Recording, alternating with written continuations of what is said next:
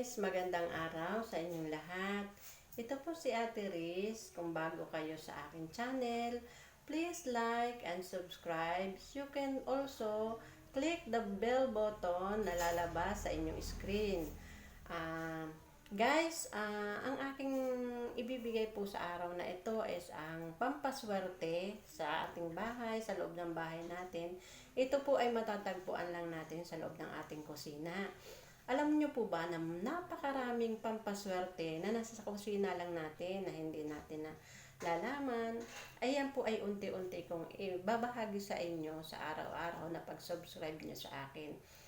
Ngayon po, uumpisahan ko muna sa isang bagay na na-experience ko na po. Ilang araw ko lang po itong itrinay. Nakaramdam na ako ng kaunting pagbabago, parang napakaganda. Ano pa kung magtutuloy-tuloy ng mahabang araw o buwan, di ba? Ito po ang ating gagamitin. Ito po ay nasa loob lang ng ating kusina. Maghanda po kayo ng isang bowl, clear na bowl o clear na glass. Yan lang po ang kailangan natin. Basta clear po siya. Ito pong ipinapakita kong ito sa inyo is may print po siya.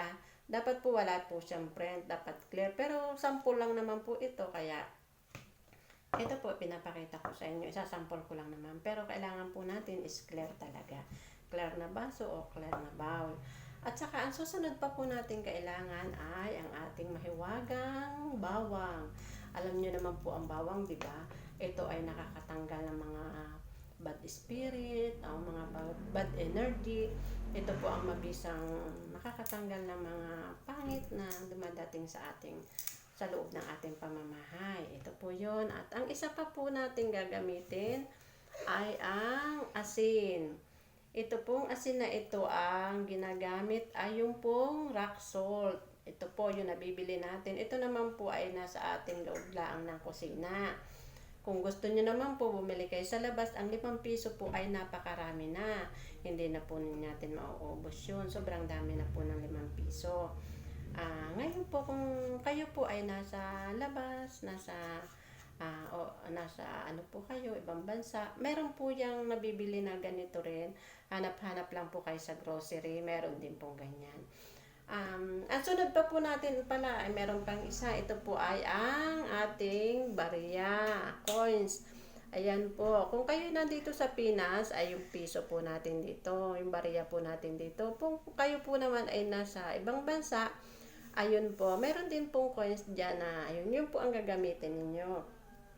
Siya nga po pala, ito pong coins na gagamitin natin is ang ginagawa ko po dito is, di ba ito po ay ginagamit nating lahat.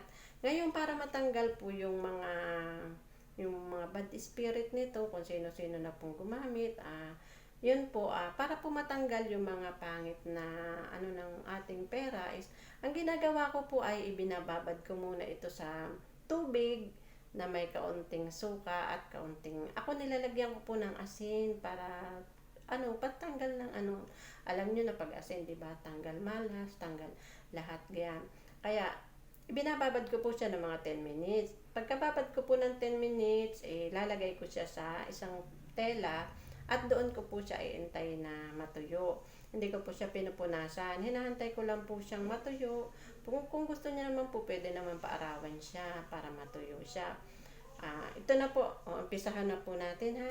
Ang asin po ay ilalagay lang po natin sa bowl. Napakadali po at ito po ay napakadaling gawin. Tapos swerte sa loob ng ating pamamahay na nag-aakit ng pera, kasaganahan, at natataboy niya lahat ng kamalasan na pumapasok sa loob ng ating pamamahay. Hindi naman po natin masasabi na lahat ng pumapasok sa ating bahay ay puro good, di ba po ba? May mga pumapasok po dyan sa ating pamamahay na kunyari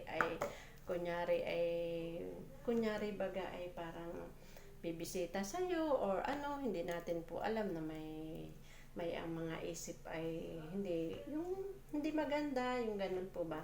At tapos nakakapag-usal sila ng mga salita na hindi maganda nasa loob ng pamamahay natin.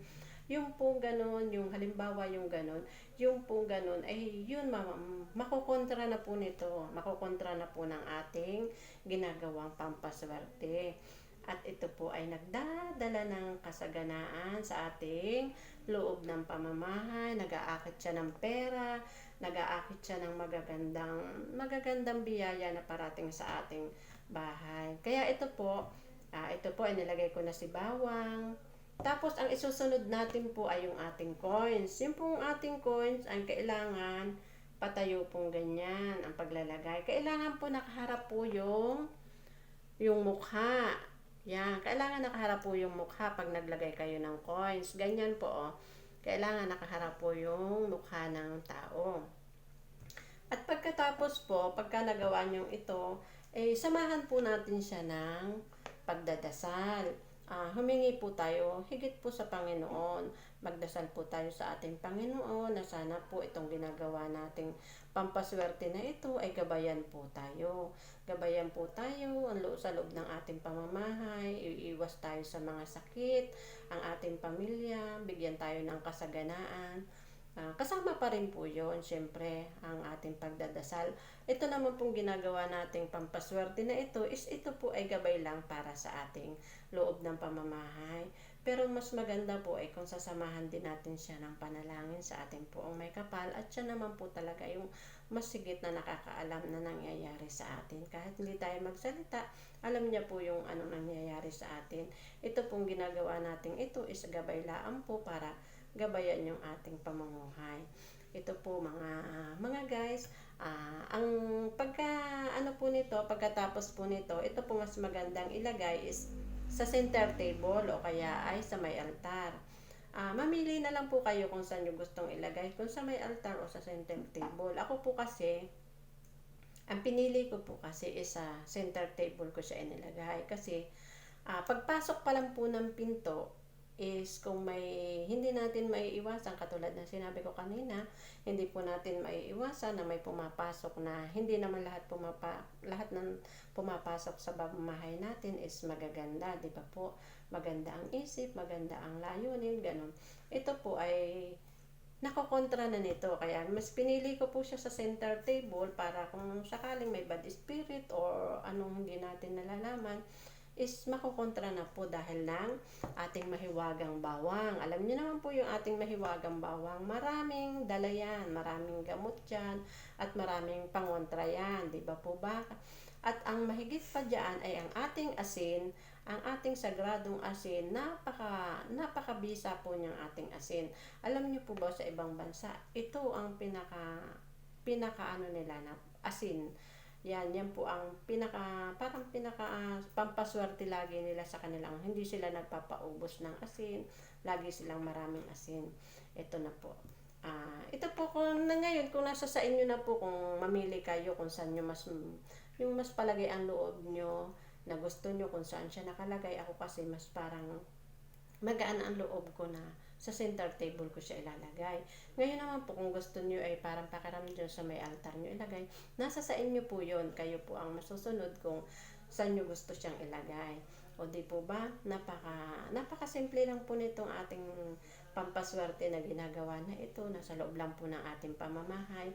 At ito ay habang ginagawa nyo, ayun nga po sinabi ko kanina sa inyo, samahan nyo ng dasal sa ating poong may kapal at hilingin po ninyo lahat ng pagbabago sa loob ng inyong pamamahay, yung kapayapaan, yung pagsusunuran sa loob ng pamamahay, at saka ilayo tayo sa mga sakuna, sa sakit, gano'n.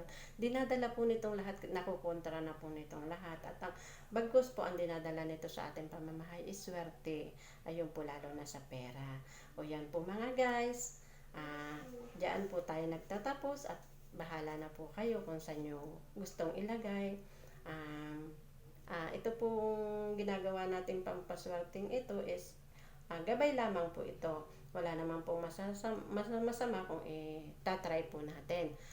Sige po, bye-bye na mga guys. Bye-bye. Sa susunod po ulit na aking subscribe.